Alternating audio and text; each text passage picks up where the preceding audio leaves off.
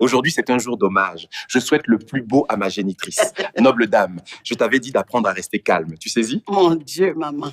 Prenez une grande respiration, car le récit d'aujourd'hui touchera l'esprit de quiconque a déjà été un petit ou a déjà eu une mère. Commençons. L'individu qui avait fui la gêne était un homme qui avait quitté la dèche. Un gamin de Lagos qui avait grandi à côté de la table de vente de sa mère et qui, contre toute attente, était devenu le gérant d'une firme avec des sièges à l'étranger. Petit, il se logeait posément dans un coin du banc de légumes de sa mère, sentant le parfum des bulbes, des épices, des fumées de voitures et de la terre trempée par l'averse. Que puis-je vous offrir Il écoutait sa aujourd'hui? mère discuter avec les clients, légumes viennent tout en gardant d'arriver. un seul but, qu'un jour, elle n'ait plus jamais à s'installer sur cette chaise en plastique, la jambe mal calée sur une pierre usée. Chaque fois que la pluie coulait et que l'onde passait à travers la bâche trouée, elle le serrait fort, sauvant son sac d'école, comme si elle sauvait la destinée elle-même. Sa mère, ma protectrice, ne connaissait rien aux accords boursiers ni aux calculs qui défilent sur un écran de bureau. Ce qu'elle connaissait bien, en revanche, c'était les tarifs des produits, le prix du riz au sac, et le petit profit qu'elle tirait après une longue journée au marché. Ses doigts sentaient toujours le savon de base et la lessive. Sa peau, abîmée par le travail constant, portait les traces d'une vie de labeur. Pourtant, chaque soir, quand elle le voyait sortir ses cahiers sur la vieille table en bois, elle riait, un rire qui marquait chaque ride au bord de ses yeux. « Si un jour tu deviens quelqu'un, disait-elle, à moitié en plaisantant, à moitié en priant, remercie Dieu. Puis, remercie les mains qui ont lavé tes couverts toute ton enfance. » Le petit garçon qu'elle avait guidé était devenu l'homme qu'il venant était aujourd'hui. Il avait bussé tard sous les lampadaires, cumulé les stages sans paix et subi les refus froids des salles de conseil. Il avait tendu des papiers devant les boutiques et dormi sur des sièges de bureau, faute de pouvoir se louer un logement près du centre-ville. Mais les plats que sa mère lui donnait, riz blanc, quelques morceaux de porc rôti, des légumes cuits, le gardaient en vie. Il lui rappelait pourquoi il ne pouvait pas céder. Puis, une idée avait surgi. Une boîte numérique pensée pour les femmes du marché de la ville. Il comprenait les mères comme la sienne, savait comment elles comptaient chaque sou, craignait les denrées gâtées et supportait l'affront d'être vues comme de simples marchandes de trottoir. Il voulait fonder quelque chose qui changerait cela. Les années suivantes avaient passé comme une rafale. Son premier local était une petite pièce louée à Yaba, avec 3 tables, 4 bancs et une machine qui tremblait sans arrêt. Le second, à Victoria Island, avait des parois de verre donnant sur des buildings luxueux. Et quand il avait lancé une branche à Londres, même lui avait du mal à y croire. Le jour où il avait paraphé le bail pour le bureau à l'étranger, il s'était arrêté, se rappelant de sa mère, des années plus tôt, se courbant pour saisir un billet froissé dans la terre sous son banc. Il avait fait un vœu. Quand j'aurai de la monnaie, je t'emmènerai dans un endroit où tu n'auras plus jamais à t'inquiéter pour le loyer ou les soins. Il ne disait presque jamais ces mots à voix haute, mais il guidait chacune de ses volontés. Il refusait les sorties vaines, les bagnoles chères, l'œil sérieux et les appartements luxueux. Ce qu'il gardait avec le plus de force, ce n'était pas son compte en banque, mais un rêve, une villa, un logis sûr, noble, où sa mère pourrait vieillir sans scruter le ciel à travers un toit de fer rouillé. Et quoi était devenue la réponse? Le jour où il avait mené sa mère à travers le grand passage en fer, elle avait l'air aussi gênée qu'un gosse entrant pour la première fois dans la demeure d'un inconnu. Sa main fine tenait la sienne. « Quel type de maison est-ce, mon fils ?» avait-elle dit, les yeux ouverts devant les marches de granit et le lustre brillant. « Je vais me perdre ici. » Il avait ri calmement. « À partir d'aujourd'hui, c'est ton logis. Et si tu te perds, ce sera toujours moi qui te guiderai. » Il avait pris un chauffeur, du monde pour aider, lui avait acheté un siège en bois massif pour la terrasse, un coin baigné de lumière vive le matin et du bruit des plantes le soir. Il avait prévu une chambre pour elle, au rez-de-chaussée, afin qu'elle n'ait pas à grimper les marches. Chaque détail de la villa avait été voulu pour elle. La cuisine vaste, le petit lopin où elle pourrait semer des herbes, un coin calme pour lire sa Bible. Et Kyoma, la femme qu'il aimait, était devenue une partie de ce but. Elle n'avait pas grandi dans le marché comme lui, mais elle savait ce que voulait dire partir de rien. Elle avait passé des nuits difficiles avec lui, les soirs où la boîte était encore instable, calculait chaque ligne du coup et se tenait à ses côtés dans un bureau nu, rêvant le jour où leur logo serait posé.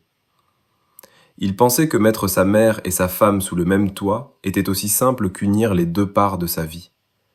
Pendant 2 ans, il avait voyagé entre Lagos et Londres, voyant des associés, montant la marque et créant le réseau. Chaque fois que l'avion montait, il se sentait ancré par l'image de sa mère et de sa femme à la villa, ensemble, l'une cuisinant, l'autre mettant les tissus, l'une lisant les textes, l'autre assise devant un film. 2 époques différentes, 2 cadences différentes, mais une villa commune, portant son nom. Dans son esprit, cette journée serait idéale. Il rentrerait sans prévenir, s'inclinerait devant sa mère et lui, offrirait le bijou ramené de Londres, lui prouvant que chaque pas qu'il faisait portait son image. Il imaginait Kyoma, appuyé à la porte, le moquant. « Toi aussi, tu nous rends jalouse !» Mais derrière les murs blancs parfaits, les vitres propres et les bougies de parfum, il y avait des mines qu'il n'avait jamais vues, des propos qu'il n'avait jamais entendus, des heurts qu'il n'avait jamais compris. Il ignorait que la demeure d'Ekwa était devenue un terrain de lutte muet entre sa mère et sa femme en son absence. Le mirage du foyer idéal, le premier jour de Mama dans la nouvelle villa, Kyoma avait été calme, soumise, presque brillante de bonté. Elle l'appelait maman, lui préparait ses mets favoris et veillait à ce qu'elle avale ses pilules à l'heure. Ce matin-là, la clarté du soleil passait les vitres d'Ekwa, douces et jaunes comme du miel. Kyoma avait ouvert la porte à Mama, l'odeur nette du savon de sol se liant à celle du pain sortant du feu. Elle avait saisi le vieux sac en laine que Mama tenait comme un bien, riant avec une vérité qui faisait briller ses yeux en forme de lune. « Bienvenue chez toi, Ma », avait-elle dit dans un anglais fin, marqué de l'accent ibo qu'elle avait appris pour plaire à sa belle-mère. « Tu n'auras plus à redouter le soleil ou la pluie. » Mama avait scruté autour d'elle, les murs clairs, le siège mou, l'épais tapis sous ses pieds. Elle s'était tournée vers sa jeune belle-fille, vêtue d'une simple tenue d'intérieur, les cheveux pris, les bras découverts, en train de cuire. Quelque chose en elle s'était calmé. La peur d'être mise de côté dans la demeure de son fils s'était effacée, au moins pour ce moment-là. À l'époque, Kyoma faisait presque tout. Elle se levait plus tôt que prévu, servait du thé au rhizome pour Mama, le posait sur la table avec un mot doux. « Prends, Ma. » Le soigneur a dit que c'était bon pour ton ventre. Elle cherchait sur le net des idées de la soupe chérie d'eux. Mama y demandait humblement. « Miu, quand tu la faisais pour lui, mettais-tu des feuilles d'herbe la nuit ?» À l'heure des pilules, elle toquait un peu à la porte. « Maman, c'est l'heure. » Si tu oublies, il va me tancer. Chaque fois, Mama souriait, ses yeux fatigués brillant d'une clarté qu'il ne lui avait pas vue depuis des ans. Elle avait même appelé son fils fièrement. « Ta femme s'occupe de moi, comme si j'étais sa propre mère. Ne t'inquiète pas pour la villa, reste sur ton affaire. Mais tout ce qui est neuf a une date de fin. »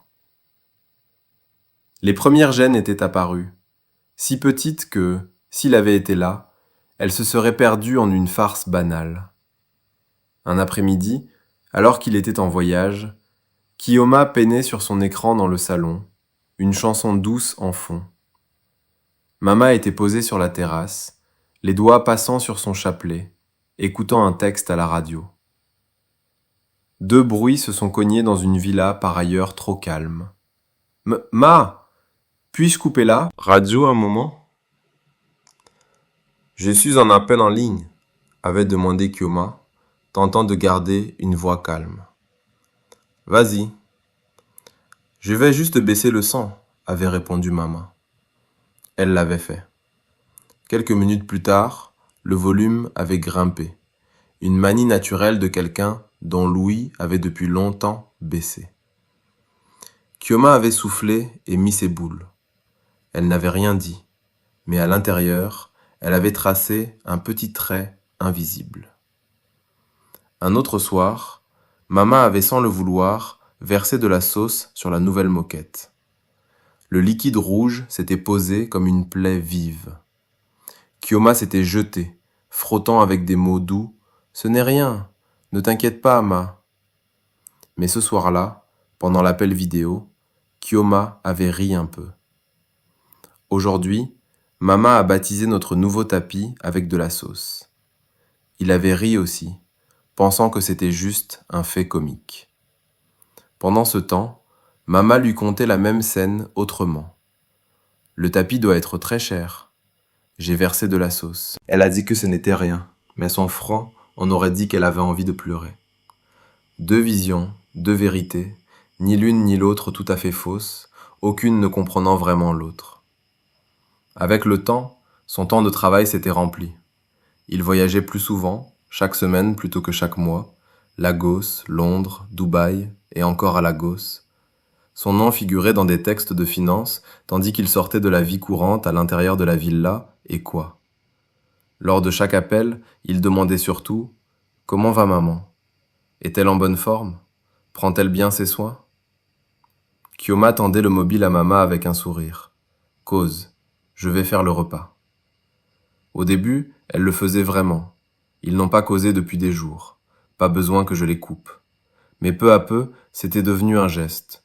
Elle était devenue l'image brève à l'écran, une voix courte. « Je suis là. Ça va, tu manges bien ?» Puis le mobile revenait à Maman. Des discussions plus longues, des mots plus chauds, une amitié plus forte. Quand il coupait, Maman soufflait de bonheur.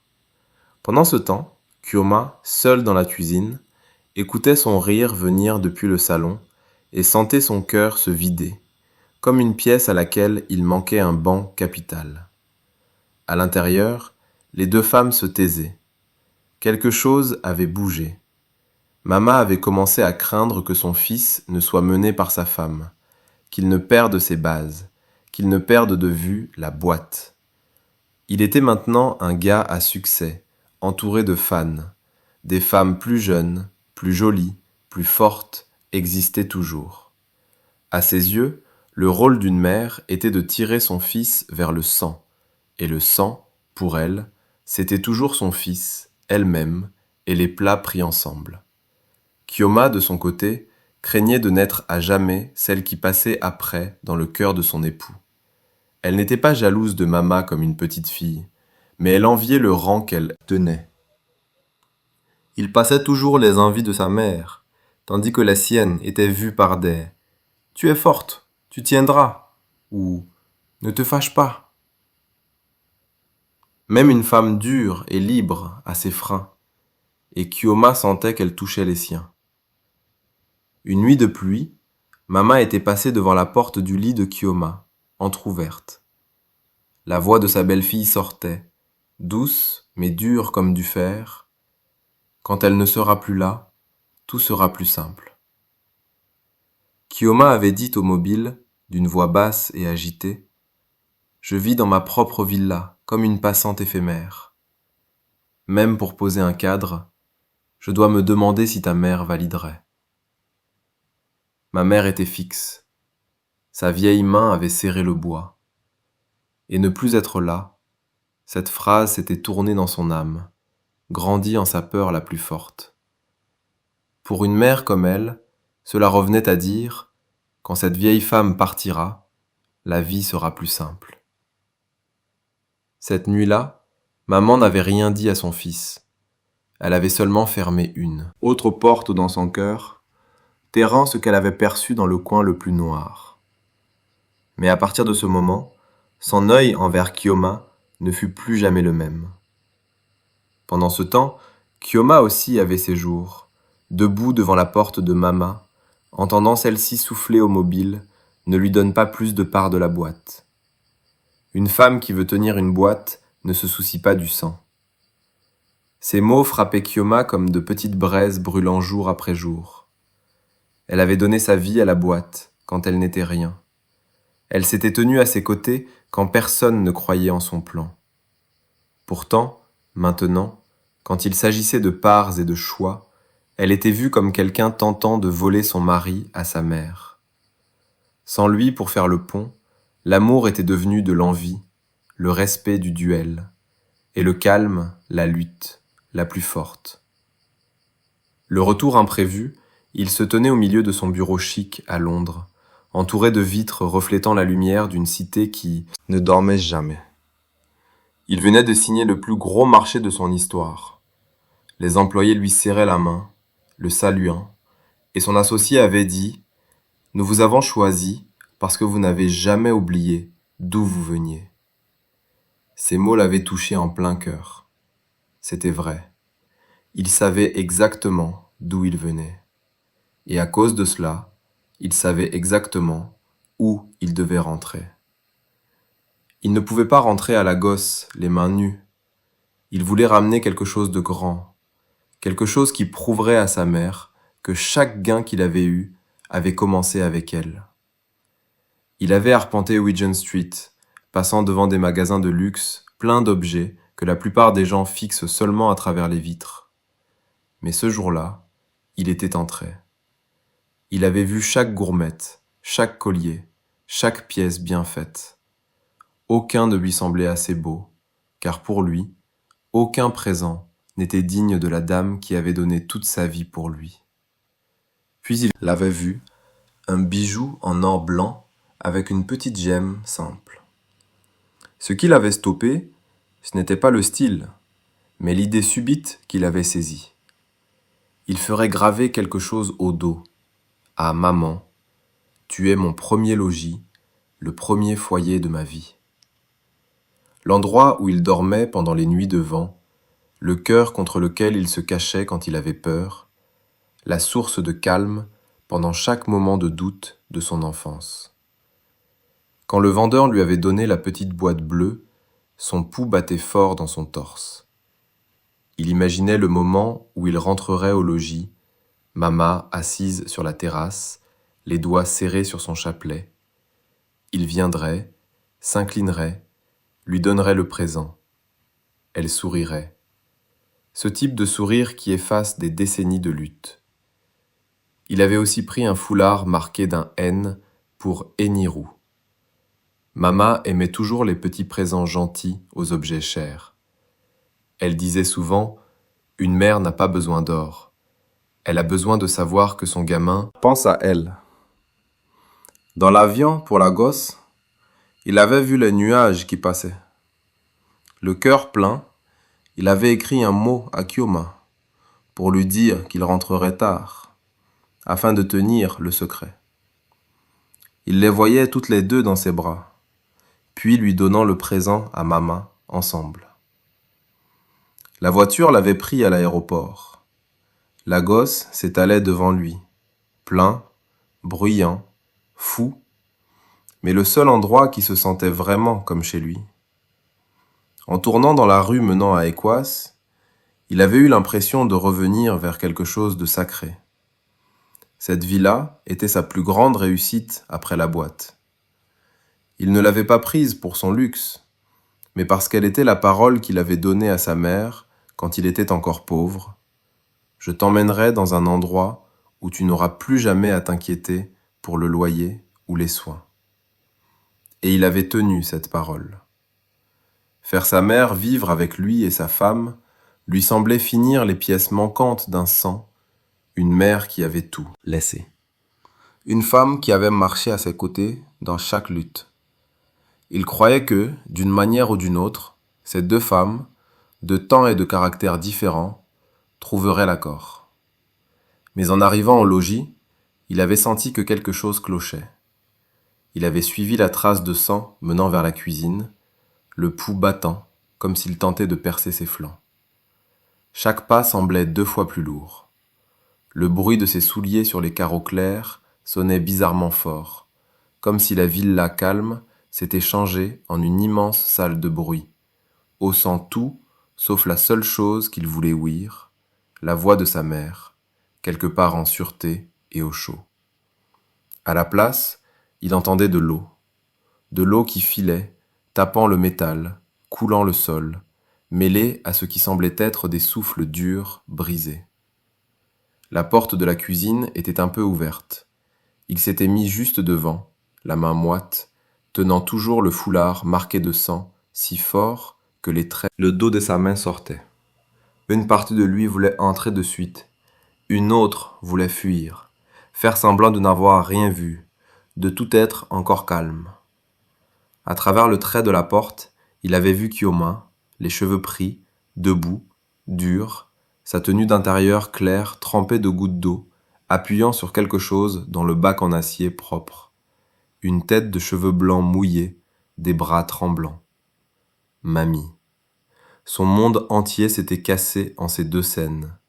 Plus de salon chic, plus de table de repas aux bougies, plus de contrats, plus de séances, plus de vols mondiaux.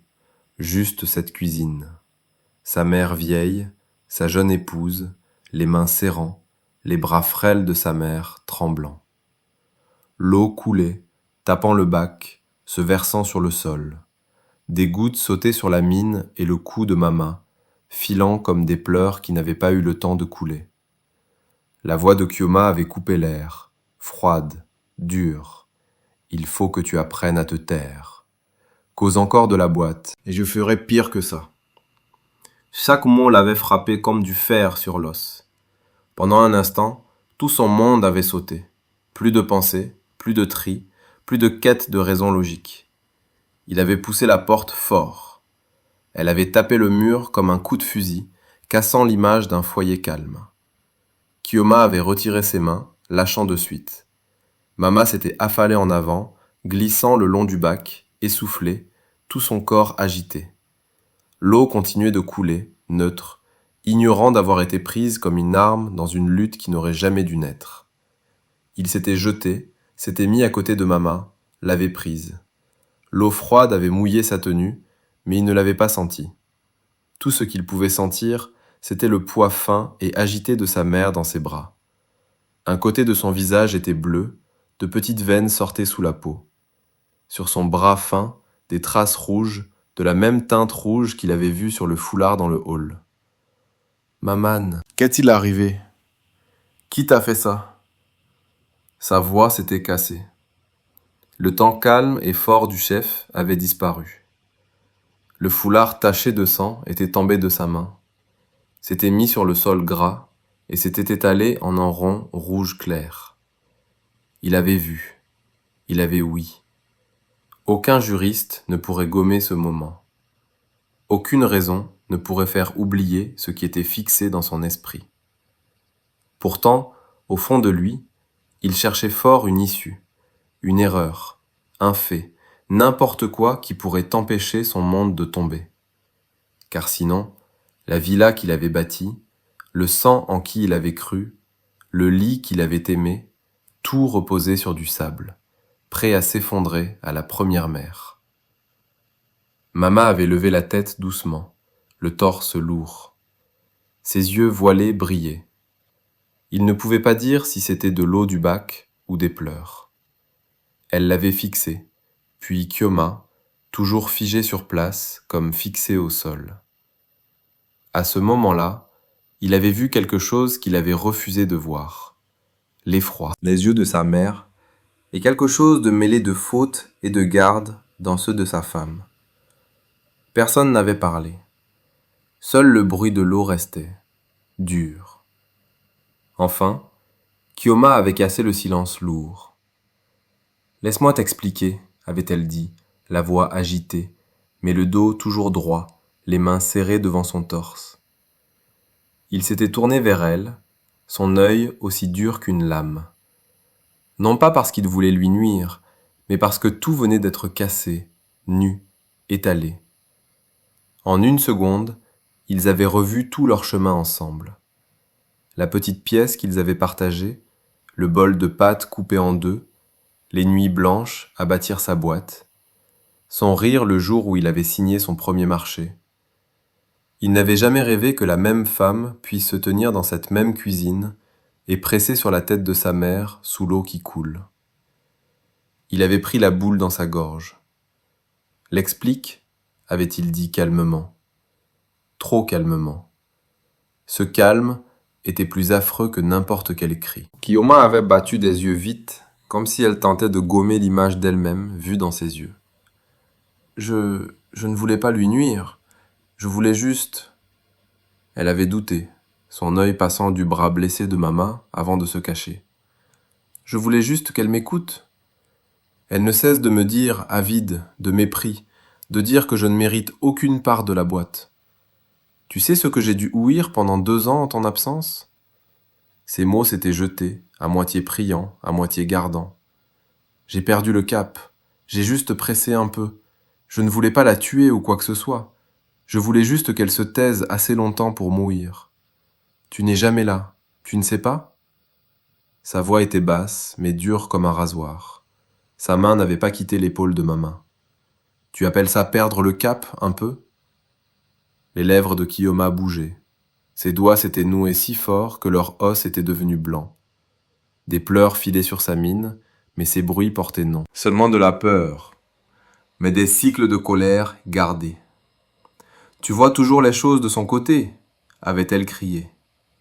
Depuis le jour où elle est venue, m'as-tu déjà demandé une seule fois, Kioma, comment vis-tu avec ma mère ? Ça va ? Chaque appel, c'est « Comment va maman ? Est-ce que maman va bien ?» Et moi, je suis celle qui donne le mobile. Je suis l'ombre. Le signe. Elle avait montré le bac où l'eau tournait encore. Tu es surpris maintenant ? Tant mieux. Tu devrais l'être. Mais sais-tu combien de fois j'ai été mise de côté ? Pas avec les mains, mais avec des mots. Quand tu voulais me donner plus de part, qui t'a dit de stopper ? Quand tu voulais que je sois au siège de direction, qui a dit ? Une femme qui veut tenir une boîte ne se soucie pas du sang. Tu crois que ça ne m'a pas étouffé ? Ces mots avaient frappé comme des vagues de froid. Une partie de lui savait qu'elle n'avait pas tout à fait tort, mais une autre ne pouvait juste pas lier deux vérités.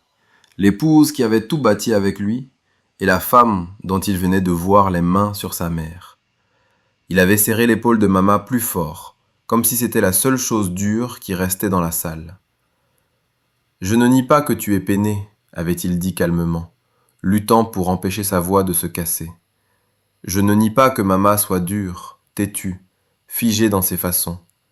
J'écouterai tout, mais pas alors que tes mains sont encore trempées de l'eau sur les poils de ma mère. » Il s'était penché et avait fermé le tube. Le bruit s'était stoppé de suite, laissant derrière lui un silence amer. Dans ce calme, il avait compris qu'il pouvait voler autour du globe pour signer des marchés, mais qu'il ne pouvait plus feindre que la villa des Quoi tiendrait toute seule sans lui. La cuisine était si calme qu'il ouissait les battements de son propre cœur. Kioma s'était appuyée contre le bois, les bras pris autour d'elle, comme si elle était la seule chose qui l'empêchait de tomber. Les pleurs filaient déjà sur sa mine, mais elle avait toujours le menton haut, comme quelqu'un coincé, refusant de s'incliner. « Laisse-moi t'expliquer, » avait-elle dit, la voix agitée, bien qu'il y ait quelque chose de dur sous elle. Il n'avait pas dit « d'accord », il n'avait pas dit « non ».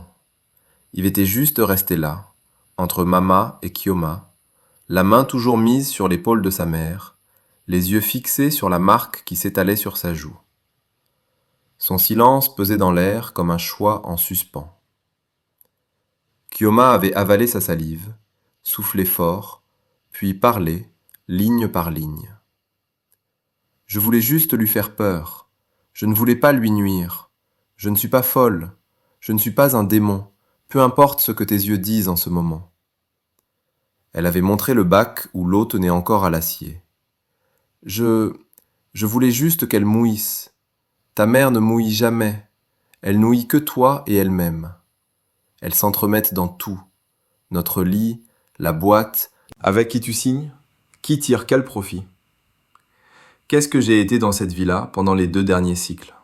Une femme ou une cliente? Sa voix avait soudainement grimpé, se cassant. Tu as bâti ta boîte. Tu as mis ta mère dans une grande villa. Tu prévois un don sacré, juste pour elle. Et moi, je suis prise entre ces 4 murs, vivant dans l'ombre d'une mère pure que tu pries. Est-ce que tu m'as déjà demandé, Kioma, ça va? Chaque ça va semblait lui prendre la gorge.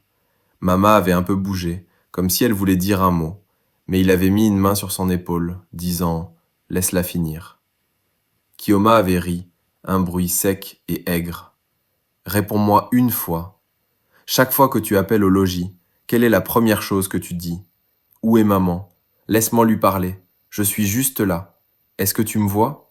Je donne le mobile à ta mère et je vais droit dans la cuisine. Tu lui causes pendant 20 minutes. Quand c'est mon tour, combien de minutes me reste-t-il?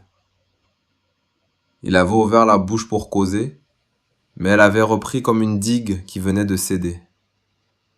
Tu sais ce qu'elle me dit? Elle dit, une bonne femme est celle qui peut tenir un logis, pas une boîte. Tu trouves ça fin et d'usage, n'est-ce pas? Ça sonne bien dans ta tête, non?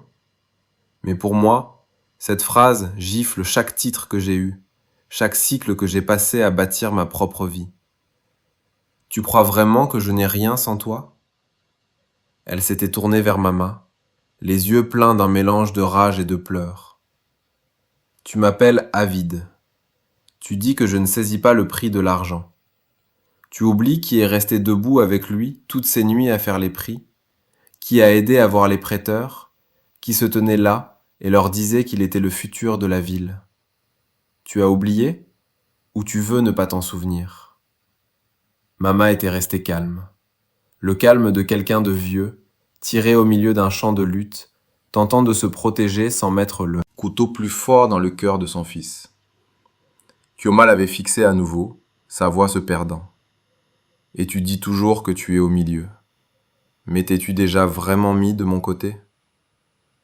C'est toujours, s'il te plaît, saisis ma mère. Elle est vieille, mais qui a dit « Maman, s'il te plaît, saisis Kioma » ? Elle est mon épouse, pas ton rival. Qui l'a dit pour moi? Personne, pas une seule fois. Sa poitrine s'était serrée. Il y avait des faits qu'elle disait et qu'il ne pouvait pas nier. Combien de fois lui avait-il demandé d'être patiente, oubliant qu'elle aussi était humaine, capable de fatigue et de mal. Puis Mama avait bougé encore, et cette fois, sa voix était venue, fine mais nette. « As-tu fini, Kioma » Kioma s'était bloquée. La question n'était pas forte, mais apte pour stopper le flot. Mama était restée calme pendant un long temps, assez long pour qu'il pense qu'elle allait tout reprendre, comme elle l'avait fait pendant 2 ans. Mais enfin, elle avait levé la tête, fixé Kioma droit dans les yeux, et dans ses yeux, il y avait un chagrin profond. Le jour où je suis venue ici pour la première fois, j'ai cru que tu étais une bonne épouse, avait dit ma maman doucement. J'ai dit à mon fils, si elle t'aime vraiment, je l'aimerai comme ma fille. Tu t'en rappelles? Kioma avait battu des yeux. Elle ne pensait pas que la dame qu'elle venait de mettre sous l'eau débute par ça. Je ne te hais pas, Mama avait repris, la voix calme. J'ai juste peur.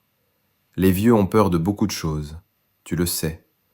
Peur du mal, peur de la faim, peur d'être seul. Mais par-dessus tout, j'ai peur de perdre mon seul fils, le gamin que j'ai nourri avec des bols de soupe au marché, le dos plié sous la pluie de Lagos. Elle avait soufflé, fixant ses mains agitées et trempées. Tu m'as ouï dire de ne pas lui donner plus de part. Oui, je l'ai dit. Je l'ai dit parce que j'ai peur que l'argent perde les gens. J'ai vu ça au marché, au pays, en ville. J'ai peur que, un jour, quand il sera en peine, la personne à ses côtés fixe d'abord le chiffre sur le papier avant de fixer dans ses yeux. Elle avait levé les yeux encore, sa voix devenant plus dure. Mais je t'ai aussi oui. Tu n'as pas dit quand elle ira mieux ou quand elle partira. Tu as dit, quand elle ne sera plus là, tout sera plus simple. L'air s'était fait lourd autour d'eux. J'étais juste en rage, avait soufflé Kioma, la voix agitée. Je ne voulais pas dire morte, je voulais juste... Mama l'avait coupé, non pas durement, mais en face, pour une mère qui n'avait eu qu'un seul gosse toute sa vie, ne plus être là et morte, quelle est la marge? Un mot, 2 mots ou aucune marge? Kioma n'avait pas de réponse. Les pleurs filaient sur sa mine, mais derrière elle, le refus restait, ne voulant pas céder. Il avait fixé les 2 femmes, l'une après l'autre. Chaque ligne le tirait d'un côté, puis le poussait de l'autre. Et soudain, il avait saisi qu'il ne se tenait pas juste entre 2 femmes. Il se tenait entre 2 âges, 2 craintes, 2 façons à part d'aimer. Mama avait touché son bras, où les marques rouges brillaient encore. Ces plaies, elles ne viennent pas d'un fer, ni d'un bois, juste d'une main qui voulait me faire taire. Tu sais ce que ça fait, Kioma? Ça ressemble à se faire mettre la tête sous l'eau, non pas pour te tuer, mais pour t'empêcher de causer. Elle s'était tournée vers lui, ses yeux voilés plus nets que jamais. Je ne t'ai pas dit ce que j'ai ouï, ce que j'ai vu, pour gagner contre elle. Je ne t'ai pas dit ça pour que tu choisisses un camp. Je me suis tue longtemps parce que je ne voulais pas te pousser à te tenir entre ta mère et ta femme. Mais aujourd'hui, c'est censé être ton hommage pour moi. Et pourtant, une paire de mains dans cette vie-là a usé le bac pour me faire taire. Si je me tais après ça, celle qui te perdra, ce sera moi. Son gosier avait brûlé pendant un instant fou. Il aurait aimé être de retour au cours, ne s'inquiétant que des calculs de maths, pas de ces comptes impossibles du cœur. Il se tenait entre 2 fleuves de pleurs. D'un côté, sa femme Kioma, qui avait marché avec lui pendant les jours les plus durs, se sentant maintenant délaissée, jugée, vue comme une intruse dans une villa marquée de son nom. De l'autre, sa mère, Mama, qui avait subi le vide et la peur, vécu avec le sens d'être un poids, pour se faire mettre la tête sous l'eau vive le jour même où son fils voulait la fêter. Il ne voyait plus cela comme une simple joute. Ce n'était plus seulement une belle-mère contre une bru, comme dans les vieux récits. Ici, dans cette cuisine, avec l'eau tenant encore au carreau, ce n'était plus un petit heurt, c'était du mal. Mama s'était levée, prenant ses dernières forces. L'eau tenait encore à ses cheveux gris, mais pour la première fois ce soir-là, sa voix ne bougeait plus. Je me suis tué pour garder ton sang uni. Mais un sang bâti sur le calme et le mal n'est plus un sang. Tu dois choisir. La cuisine semblait rapetisser. Il se tenait entre les 2 femmes qu'il aimait le plus au monde, comme s'il se tenait sur un vieux pont de bois perché au-dessus d'un trou profond. Pendant 2 ans, il avait volé entre Lagos et Londres, entre les bureaux et les halls, entre les marchés de millions de fonds et les discours, pensant qu'envoyer de l'argent, appeler au logis et demander « Comment va maman ?» suffisait à garder tout fixe. Maintenant, il saisissait qu'il avait quitté la seule place que lui seul pouvait tenir, celle d'un mari là et d'un vrai fils, et il l'avait laissé nu pendant trop longtemps. Il avait soufflé fort, le torse se serrant comme si quelqu'un lui tordait les côtes. « Maman », avait-il enfin dit, se tournant vers elle, la voix agitée. « Ce n'est pas une question de te choisir, toi ou ma femme. Si je tourne ça en camp, alors j'aurais fauté envers vous 2. » Il s'était tourné vers Kioma. Elle était toujours là, appuyée au meuble, les bras pris autour de ses bras. La même jolie mine dont il était tombé fan, grands yeux, nez, lèvres arquées, était maintenant claire et barrée de pleurs. Elle le fixait comme quelqu'un guettant un choix. Pourtant, sous la peur, il voyait encore une fine part de fierté, refusant de la voir tomber. Il s'était mis prêt, mais avait gardé une marge sage. Je vais dire ceci une fois, et très nettement, avait-il débuté, chaque mot tombant dans la cuisine comme des pointes mises dans le bois. Je prends mes torts. J'étais loin. Je vous ai laissé seul dans cette ville-là, avec les reproches de ma mère, ses écarts, ses mots durs. Je restais à demander « Comment va maman ? Est-ce que maman va bien ?» Et j'ai omis de demander à Kioma « Ça va ?»